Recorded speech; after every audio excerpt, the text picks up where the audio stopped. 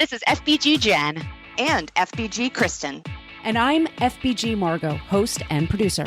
You're listening to the podcast that will help you keep a lid on the junk in the trunk and inspire you to live a happy and confident life. Each episode, we chat with motivational experts and celebs and share our own candid adventures in being healthy. If you're looking for a podcast that's equal parts hilarious and enlightening, well then welcome to the Fit Bottomed Girls podcast.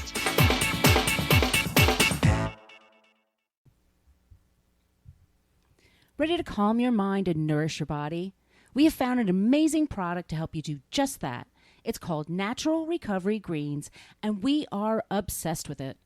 It's the total body wellness drink with superfoods, BCAAs, probiotics, and THC-free high-quality CBD all in one. Simply put, it's nutrition that you can feel. Learn more at naturalrecoverygreens.com. And stay tuned for how you can save 10% and get a free shaker bottle on your first purchase of a 15-serving bag. Welcome back to the Fit Bottomed Girls podcast. This is FBG Margot, and on the line today we have FBG Jen. Hey. And we have FBG Kristen. Yo. And Jen, you and I spoke to our special guest today. Her name is Holly Perkins. And do you remember meeting her? I think we met her at the same time at the Fit Blogging Conference a few years ago. I think we did. And I think I took one of her sessions or like workout classes. And I remember her just being so light. Mm-hmm. And like her energy was just so like light and encouraging and uplifting. And she was just great. Is that how you remember her too? Yeah, she's just this bubbly ball of energy. And it was so interesting when we did this interview because she talked about the fact that in actuality, for years and years, she struggled with depression and yet put on this facade of being this happy-go-lucky instructor. But she didn't cure herself, but she really worked with her body and her mind by changing her dietary habits. And she really talks a lot about gut health here and how important that is for you.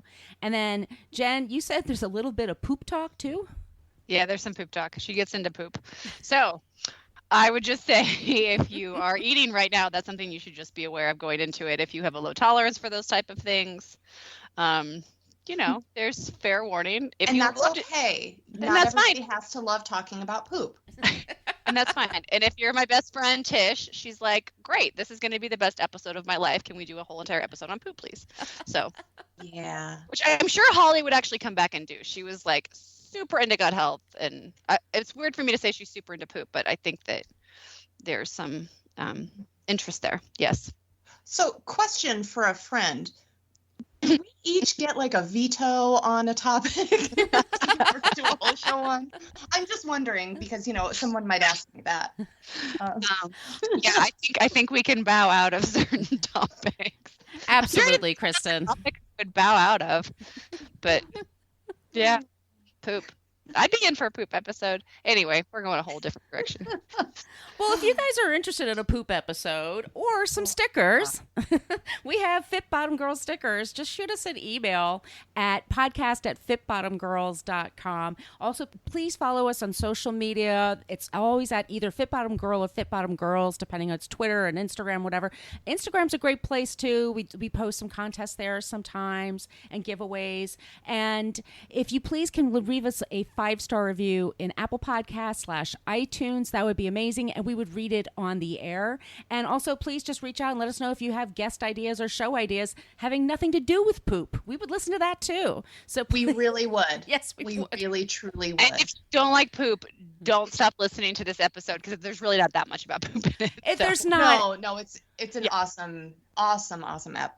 She's wonderful. You guys are going to love Holly Perkins. And she has some really great advice also if you're recovering from an injury or you've just been injured. So it's a lot of good stuff in here. So let's just get right into this episode. It's with Holly Perkins. And here we go.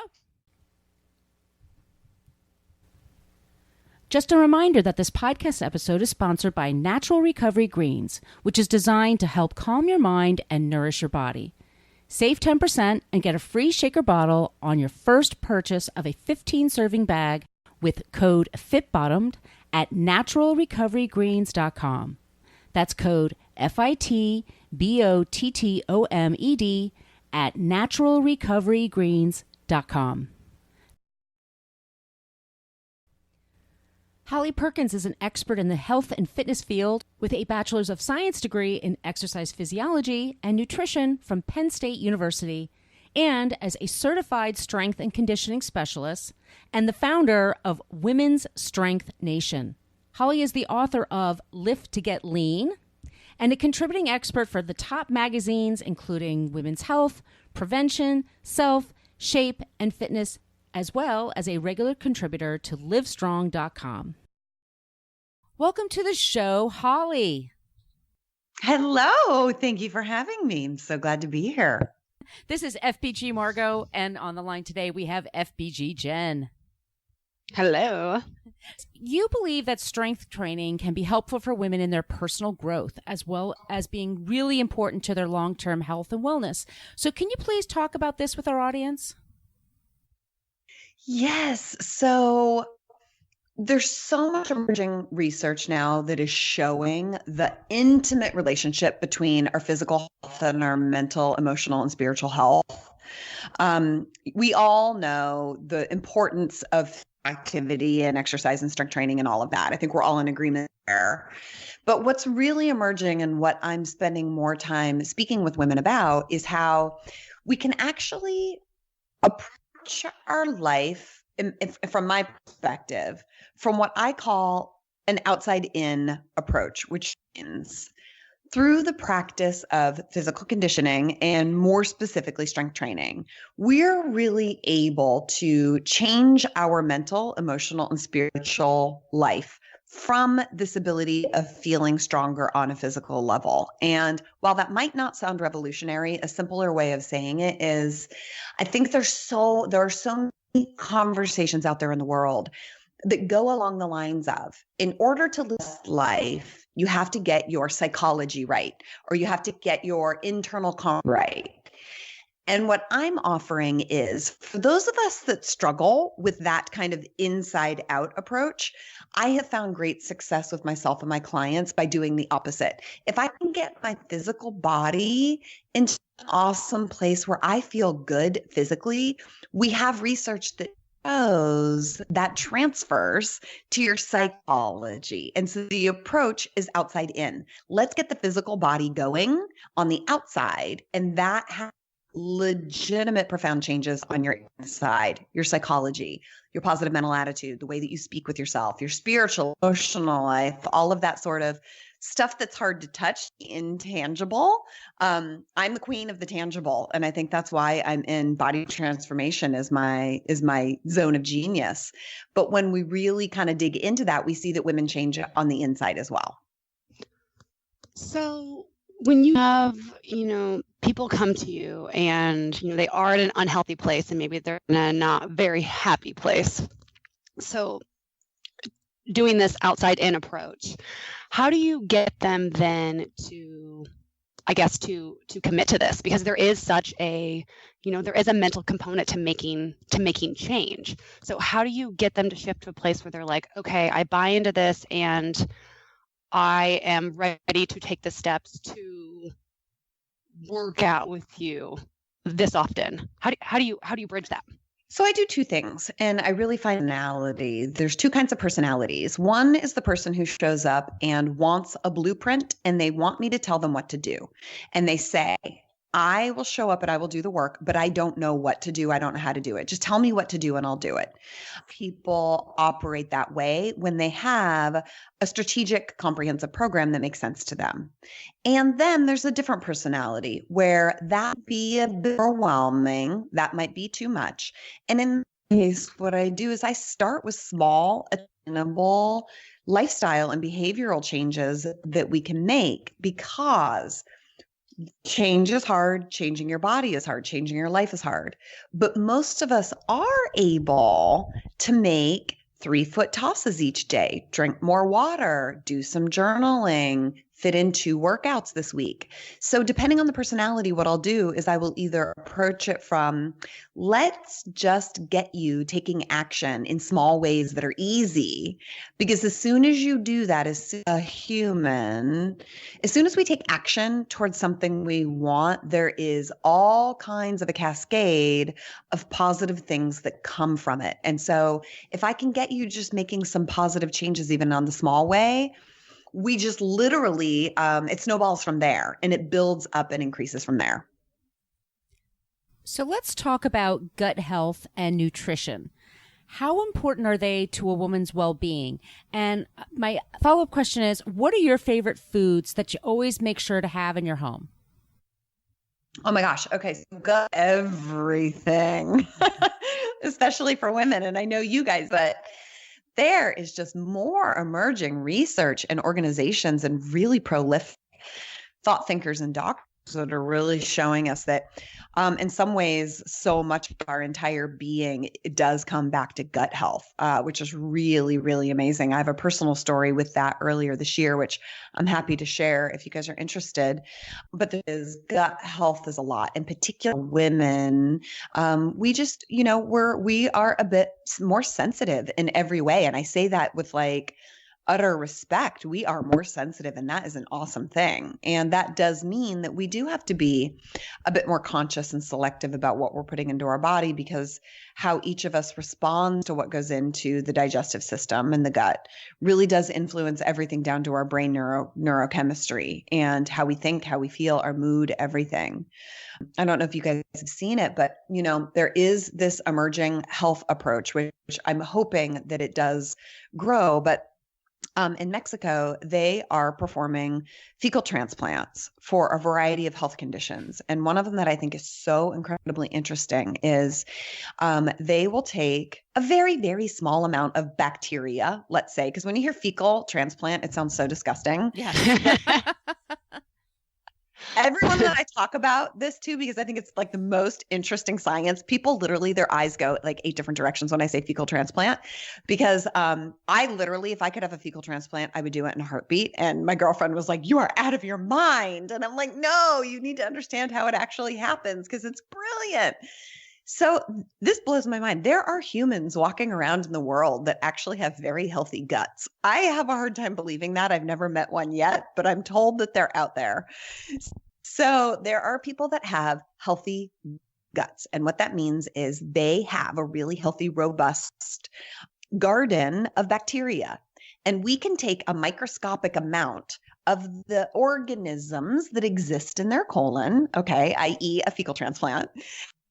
And we could take a very small section of that out of their digestive system, and they can transplant that into a human. And what we have found is that, and I shouldn't say we, because it's not like I'm part of this research, but I like to consider myself part of the moving health forward worlds and communities. But what they have found is that you can take someone like myself who has a very substantial history of depression and anxiety. And if I were to receive a fecal transplant from someone who's perfectly healthy, we can literally eradicate depression and anxiety and a lot of mood disorders. In fact, there's even research that shows you can full on change the behavior and the personality of people by changing their gut flora, which I just think it just speaks volumes, right? So I could go on and on. We could talk this whole episode about gut health and fecal transplants, but I will spare you guys. Well, I do want to know your story. Me too. Okay, so my story is this. Oh, this is such a juicy one. When I was 12, for whatever reason, my parents chose to put me on antidepressants. And that was when Prozac was first coming onto the market. So I was put on Prozac at the age of 12. And disregarding wrong or right or decisions and whether I depressed or not, it doesn't really matter. What happened was, for the rest of my life, I really walked through life with the operating system that I'm a depressed person. I'm broken. I have broken brain physiology. Anytime I would feel down or depressed or sad, my response was, oh, right, well, it's because I'm depressed. I just need more antidepressants. So I spent my entire life on and off antidepressants, in and out of tons of therapy, and never really made any progress. So right around when I turned 40, I just had life just gave me a shitstorm in the best way. And I went through some really, really hard personal challenges. And one thing led to another. I made the decision that I wanted to try and see if I could live life off antidepressants. So I worked with several medical professionals, doctors. I took almost 2 years to wean myself off of 15 years of being on an antidepressant, Wellbutrin XL. And then at 4 years, I was on another antidepressant. So I was on 2 antidepressants, one of them for 14 or 15 years. So I took a long stretch of time to get myself off both of those. That occurred about 1.5 years ago when I officially and fully stepped off of both of those antidepressants. And as soon as I did, I got hit with a bunch of symptoms, a variety of symptoms, both health symptoms, emotional symptoms. Like coming off of it was really, really hard. Long for what was determined through a lot of testing is that I had a very severe digestive intolerance to grains and dairy. And as soon as I took those out of my diet, 90% of my depression symptoms, I would even say 98% of my depression symptoms disappeared, gone by taking dairy and grains out of my diet. And that led to another series of tests and medical doctors and so forth. Turns out that my brain neurotransmitters are actually really good, but I still have some of those symptoms of depression and anxiety, which one of the doctors that I works with really, she feels strongly that it points to gut biome and that my digestive gut biome is such that it's contributing to a lot of these symptoms that a doctor might call depression, when really it's not depression. It's not classic depression. It's a collection of symptoms that look like depression. And so I'm now in that territory where I'm really getting so into digestive health and tinkering with hormones and brain neurotransmitters to really see, like, is depression what we've all kind of come to think? Is it, right? What is it really? It gets this label. But in my personal story, it's like, I don't think it's quite as simple as just saying you're depressed, take a depressant. So that's a piece of my personal story. Wow. So how has that impacted working with clients for you? Has that changed anything, like your approach? Because that wasn't, you said that was 1.5 years ago. It wasn't long ago, really. Yeah. No, it absolutely has. So my degree is in exercise physiology and nutrition. And I think because of a lot of the story that I just shared with you, a huge part of my life was working on my physical body to optimize it to feel better. And with my education and my years of experience of coaching people, I'm really good at physical body transformation. Okay. So if I could take away any of your psychology, the ways that you sabotage yourself, your emotional life, all of that, I can transform a body in really shocking ways. I'm really good at physical transformation. And so as I personally went through this very thing, like I can manipulate my body so easily if I want to. But then when I started to look at some of these internal symptoms, right, as I was navigating it on my own, it really did open up and change the way that I work with clients on a deeper level in terms of more sophisticated biochemistry, definitely gut health, and yes, looking at the mental, emotional, spiritual aspect of it as it all ties in, right? Like how much of our challenges truly are rooted in psychology. And I know there are a lot of people, listen, there are bona fide experts on both ends of that spectrum. There are those that say psychology is everything and the subconscious is everything. And then there are a lot of really, really smart physicists that say, nope, it has everything to do with body biochemistry and neurobiochemistry, and the chemistry of that's going on in your body is what causes you to think or feel or obsess or whatever it may be. And so I think what it did is it really just kind of brought me back to center, and I'm able to work with my clients both on like, what are the nuts and bolts that you need to be doing in your workouts and your nutrition, and on a deeper level, right? Why are we still struggling with whatever it may be? Because as you said, at the top of this interview, it's like, yeah, change is hard for so many reasons, and it's hard for all of us. So I think what it did is it's just really helped me just sharpen my tools, and it gave me a greater conversation to have with my clients. So going back to my question, what are your favorite foods that you always manage to keep at your home? Oh gosh. So I mean, that's such a hard question for me, right? Because I'll tell you what my favorites are, but that might not be what I would recommend for my clients, right? Okay. So my favorites, let's see, this is a tough one. Turkey bacon is always in my house. I always have prepared vegetables in my refrigerator. So I always have, because of my digestive situation, like I can't do raw vegetables. So I always have steamed vegetables on the ready. I always have some form of a complex carbohydrate on the ready. It's usually potatoes or sweet potatoes. I always have bone broth in my refrigerator. I always have green tea in my house. And I always have beer. Oh, beer? That's awesome. Beer is always in my refrigerator. Awesome. Yes. Wait, so do you have to drink a gluten-free beer? No? No, you know what's so You're okay? interesting? Listen, I know it doesn't make any sense whatsoever. Beer is the only alcohol that doesn't make me feel like poop. Interesting. I don't drink that much. I probably have 1 or 2 beers a week, never on the same day. I probably have one on a weekday and one on a weekend. It's the only alcohol that I don't feel terrible the next day. I know that doesn't make any sense. I think I probably feel pretty good on tequila. I just don't enjoy it that much. Mm. And so doing it once or twice a week, I don't feel any negative fallout from the beer. But also, listen, gluten isn't so much of my problem. You know, gluten is only one piece of the conversation when we talk about grains. And so while I do avoid gluten otherwise, I think because I don't do a lot of grains in general, that when I do a beer, the fallout's not that bad. So what kind of beer is it? I love, okay, no judgers allowed. I love a really super duper hoppy IPA, like the hoppiest IPA, like Sierra Nevada Torpedo, which is like a quadruple hoppy IPA. I love Lagunitas, which is like a mild hoppy IPA. Dogfish Head. What else? Those are my big go-tos. I mean, Those are good. my tried and true is Lagunitas IPA. Those are really good. I think so. I mean, not many people like IPAs. There's not a lot of women that like IPAs. It's just got that sort of like tannic, pungent bite, which I love. So yeah. I love it too. I'm like a super, there's like people that like bitter foods and people that don't like bitter foods. I'm like 100% like like rock ale, whatever, more bitter, dark coffee, hoppy stuff. Yeah. Me too. I'm Me fine with that. too.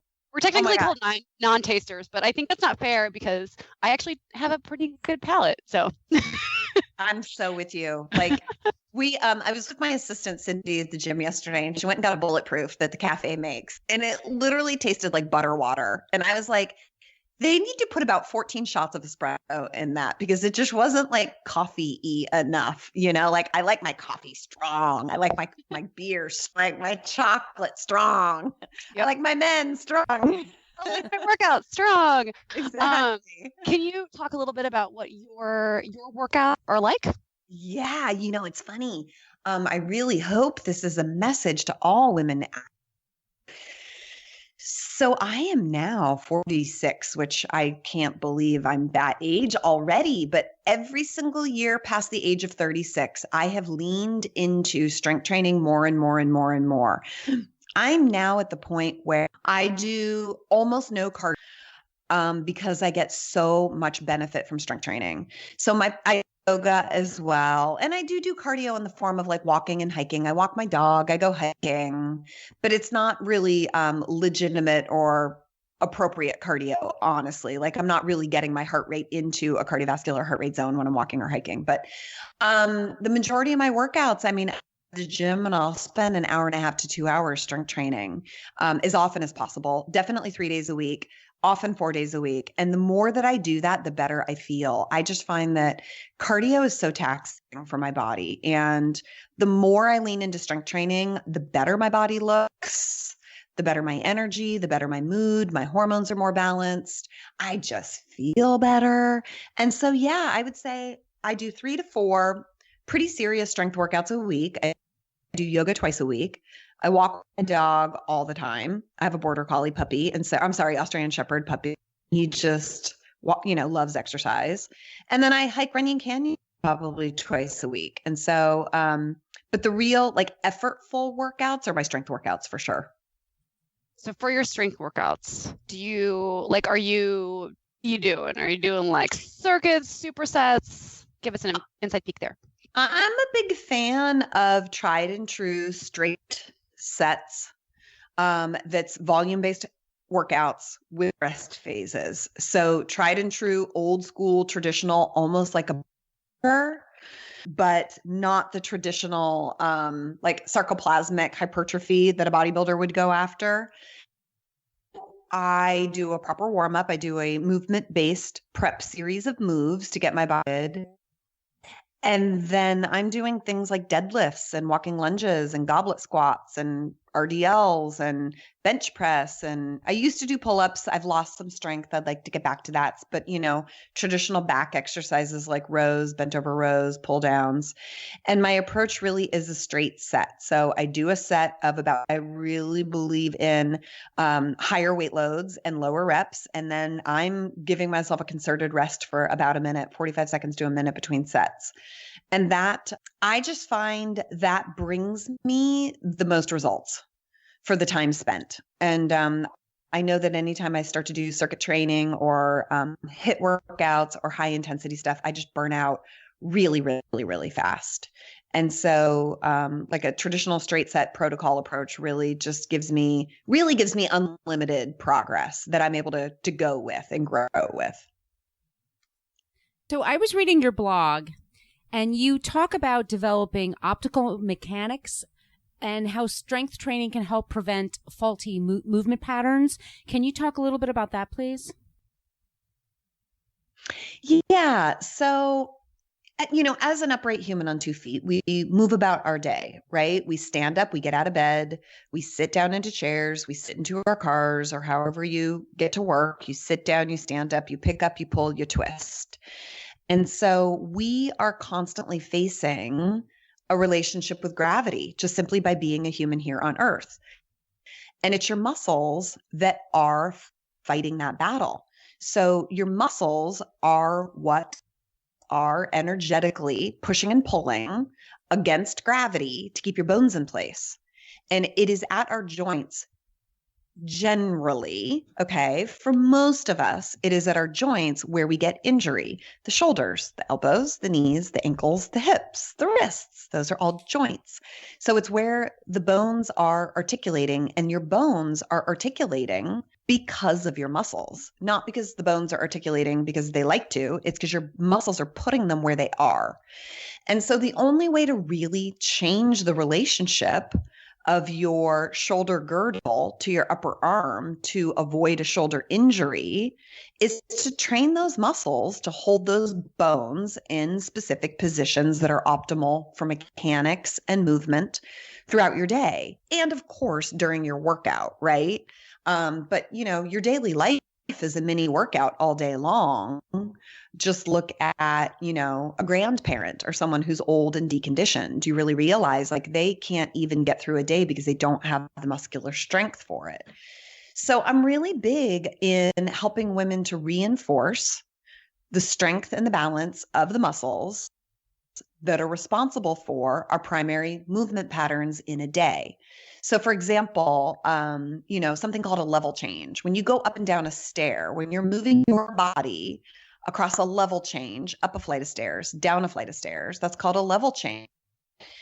And that movement pattern is governed by certain muscles working a certain way. And I'm a huge fan of really using your workouts and the exercises you choose to properly reinforce those movement patterns so that you're just better in everything that you do all day long. A, it's going to promote graceful aging. B, reduce any kind of injury, whether your injury happens at work or in your life. But also C, it's just what makes you feel better. It gives you better energy if your muscles are really holding you up better in space. So yeah, I'm a huge fan of really looking at kinesiology, how the human body moves. So with that in mind, what advice do you have for, lifting, how much weight to lift, to move? And obviously it's going to depend on, age and experience and strength and everything like that, but there's some general guidelines and advice that you can give women on where to. Yeah. So in my book, Lift to Get Lean, I talk about the three principles of strength.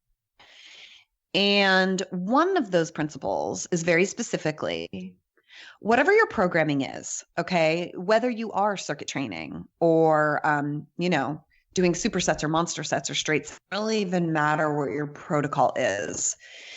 It's critical that the last 2 to 3 reps of every set need to be very, very difficult and demonstrate a loss of technique. And if you apply that all of your strength workouts, as long as you are challenging your muscular strength, right? In this, this particular facet of fitness, right? This component of fitness, muscular strength, and maybe muscular endurance. But if you are really forcing your muscle to have to do work that it can't quite do 100%, you're going to cause an increase in strength. Your body is going to adapt. It's going to change. You're going to get strong. And so a lot of people say, okay, well, how many reps should you be doing? Well, that really depends on your fitness programming and what your goals are. So what we're talking about right now and what I'm saying is it doesn't even matter what your reps are. Reps could be 5. As long as the last 2 reps are really, really hard and demonstrate a loss of form, slight loss of form, you're going to be overloading the muscle and the muscle to adapt. And that is what the simplest explanation that I've been able to figure out, which is just a principle, which we've known for 100 years. It's perfect. Yeah. A little birdie told me that you were a fan of one of our episodes, which was with the sleep doctor, Dr. Michael Bruce. And it's one of our most popular episodes. Jen and I were on that interview. We both loved doing that interview. So my question for you is, what is your sleep routine and how much sleep do you try to get each night? Oh my God, this is a juicy one. I'm obsessed, you guys.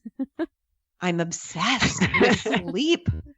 It's the coolest thing ever, right? Yep. To think that your brain is shutting down all of your body function, it can basically detoxify itself is the coolest thing ever. Okay, so I have spent many years getting good at sleep, and I would like to announce that I'm pretty much a champion sleeper. I'm really good. I have incredible sleep habits, and I sleep great. That all being said, I try to get as much as I possibly can. And, in this past few years, I've been rewriting my story and getting off antidepressants. I have prioritized my life to get as much sleep as my body needs. And it's a really interesting experiment. If any of you guys ever able to construct your life to run this experiment, it's really cool. So pretty much what I do is I give myself the option of 9 to 10 hours of sleep. And what I find is that if I give myself the option for that much sleep, I'm learning I don't need that much. And so I've really come to find out what my body legitimately needs, which is about 8 hours is what my body needs, 8 to 8.5. I do really well and I feel awesome. And I have all kinds of couple hygiene habits, if we want to, there's a whole lot, but a couple of things that I think, there's 3 things that I think have been really helpful. Number 1 is I really cultivate a certain kind of mentality as I go into sleep. So I've got a little bit of a ritual that I do before I go to sleep at night, a prayer of sorts or a journaling exercise of sorts, where I really set my intention to sleep deeply, restoratively. So I incorporate psychological skills to help myself sleep well. I have found some supplements that really help me, in particular tryptophan. I have found helps me a lot with sleep, which is an amino acid. For people who don't know what tryptophan is, it's just, it's one of the amino acids that's present in turkey. And that's why we say turkey makes you sleepy. That you can take isolated L-tryptophan, and that really helps me to sleep at night by boosting serotonin and other brain neurotransmitters. And then last thing that really has helped me is watching my caffeine. I mean, I really got to keep an eye on my caffeine, and as long as that's in check and I do those 3 things, I sleep awesome. And it's a game changer. It is, because you feel so much better. Yeah. I know. I have a 3.5-year-old, and it's been like 3 years of sleep deprivation. I know. I So know. do you have a morning ritual too, or a morning kind of practice that kind of bookends that? Yeah, I do. So similar to what I have a different little ritual in the morning, and I just like practices, and one of them is really do have to get my head on straight before I turn my phone on. So before I start looking at my phone in any capacity, I make sure that my head is in a very positive space. And then I also have again, sort of like we could maybe call it a prayer or a meditation practice that I do in the morning. And it can take different forms. Sometimes I do journaling, sometimes just, speak out certain sentences, mantras of sorts, intention setting. But for me, really working through depression and anxiety, I have these practices. Like, it's just not an option. If I don't really lean into these practices, my days are rough. And if I do lean into these practices, I've got really, really good days. I want to go back to the depression and the anxiety a little bit, if you don't mind. So you're off the medication now, and obviously you should discuss all these things with your doctor before you do anything like that, making any of those kind of changes. Do you think that the kind of workouts that you do also help with your mood and your mindset? 100%. So, as I said, when I was 12, my parents put me on meds. And again, that's a whole, just can of worms to discuss. Right. But when I was young, shortly thereafter that age, I became physically active in a variety of ways. And by the time I got into middle school and high school, I was obsessed with dance aerobics. I mean, this was the days of like Jane Fonda, right? Because I'm 46 now. This was in the 80s. Dance aerobics was my everything. And when it came time for me to go to college, and my parents put the pressure on me to determine what I was going to be when I grew up, the only thing that really was part of my soul was I loved exercise. And that ended up being my calling in life. I went on to college and got a degree in exercise physiology and nutrition, and I've been in this industry my entire career now. So now that I am looking at this conversation of depression and anxiety, what I know for certain is that the reason why I loved it so much in high school and middle school was because it was the antidepressant qualities I was getting from the exercise. And it was the only time that I felt happy or euphoria or joy was when I was using my body. And I think that's why I'm in the business that I'm in these days, because it was the only thing that I really loved. So for me now in this part of my journey, exercise is not an option. I have to do it. And whereas when I was on antidepressants, I could skip a workout for a week if I was traveling and I wouldn't feel well, but I could get through it. Sort of like exercise is my antidepressant and it's a medicine. I take it every day and I have to be very responsible about it because I have to do enough. I have to do the right kinds and I can't do too much. If I do too much, that's when the anxiety comes in. And if I don't do enough, that's when the depression sets in. So it really is, it's still a medicine for me. And, I find this being my medicine. I just have to be a little bit more responsible than I used to be when I was in my 20s. So you have something on your Instagram account, which is really lovely. I like your Instagram account to follow. But you have this beautiful quote that said, "Broken crayons still color." And I was like, I love that so much. I know. So I'd love to know, what does true strength mean to you? Oh gosh. Oh, that's such a good question. And I think that quote, "Broken crayons still color," really exemplifies it. I think true strength is getting back up. That's really all it is. It's like we are going to stumble. We do. That is what human does in big ways and in small ways. And just having the courage to get back up again is strength. It doesn't matter how well you get back up. It doesn't matter how long it takes you to get back up. Getting back up is strength. And a big part of my conversation has always been, my life has just been a million stumbles and I just get back up. I get back up. And I think, if you can continue to do that, that's where you really start to trust yourself and discover your own color and your own strength.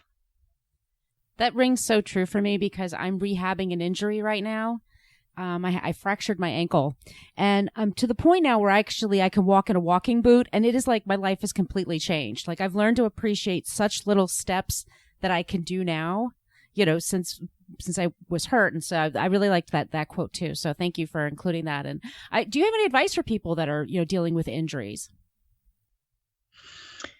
I think first and foremost, I think your community knows this, but there is a tendency for all of us when we're injured to go down the path of, oh, see, I shouldn't have been doing that activity, or, oh, see, exercise injures me, or, oh, well, I'm broke, I've got an injury, so I shouldn't be working out. Anything that would discourage you from activity, I really encourage people to move away from. When you have an injury, it's simply a setback. Let's look at how athletes come back from all kinds of serious injuries. They come back from it, and they do it by going into rehab. They do it by going into strength, mobility, flexibility, all kinds of exercises and rehab to bring yourself back to full functioning. And so I think, an injury is simply a setback so that you can learn a new way and so that you can come back better. Every injury I've had caused me to re-engineer how I was using that body part in all ways. And so now I'm nearly bulletproof. I dropped a 15-pound dumbbell on my foot last week. Ooh. And I didn't suffer anything substantial other than some pretty heavy bruising. I didn't break my feet. I didn't break my toes. I literally was just like, okay, I'm fine. And I think that's because I really am always training my body to be optimal in terms of performance and mechanics. And that's because I've had all the injuries. I've had the ankle injury, the back, the hip, the shoulders. I've had all of them. And each time I had that injury, I relearned a better way to use that joint and to use the muscles around that joint. And I feel like I've just kind of rebuilt myself back. Like after all those injuries, I'm now built anew, right? And so now all of my body parts work even better, really. And so I think the thing is, you got to stay positive when you got an injury and you're coming back. Just remember, and I'll say this to you personally, it's like, it's just some time off. It's just some time to nurture yourself, take care of your body, and just really, nurture yourself back to full functioning. And you can get there. You will get there. So just in some ways, kind of like enjoy the moment, enjoy the downtime, and know that you're going to ultimately get back to where you want to be. It's just going to take some time, and that's okay. So what's next for you, and how can people connect with you and work with you? So what's next is I'm working on a nutrition book, which I'm very excited about. That's down the road. And I am really loving building up all of my virtual programming. So I now have created a lot of different virtual programs that people are able to take advantage of no matter where they are in the world. And I've been really pretty amazed and shocked at how much they're helping women and how much my programs are changing lives. And so lately, I'm just really inspired to lean into offering even more virtual programming for people because there's just nothing better. I get these emails for women that are heartfelt, tear-filled emails on how I legitimately change their lives. And that just is so huge for me. So I am continuing to build up and build out all of my virtual programming. I have right now, probably my most popular coaching program is a body transformation program called The Comeback. And you can learn more about that on my website, hollyperkins.com/The Comeback, or you can just go to my website and find it. But yeah, it's rooted in strength training. And I really want all women to really understand how to take advantage of strength training and use it for whatever their own personal goals are. It doesn't have to be to lose weight. It doesn't have to be to get skinny and lean. Strength training can change your mood if you're battling depression and anxiety, or if you're just feeling tired, right? Strength training is so, so helpful. So all of my programs have a strong foundation of effective strength training. And I actually offer a 6-week workout program completely for free for people so that they can sort of take a look at what my programming looks like. And for anyone who's sort of either had a setback or is getting back on their feet or is wanting to explore new ways of strength training, it is a completely free 6-week program.